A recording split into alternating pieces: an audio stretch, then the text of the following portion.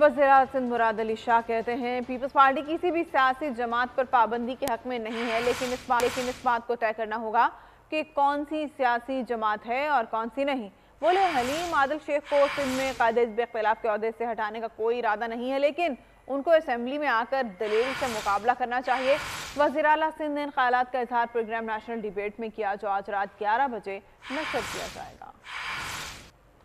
जमात पे पाबंदी नहीं लगी, मैं पाबंदी के बिल्कुल हक में नहीं हूँ। हाँ, सियासी जमातों को अपना एक कोड ऑफ कॉन्डक्ट जरूर फॉलो करना चाहिए। सबसे पहले तो आपको सियासी जमात डिफाइन करना पड़ेगा।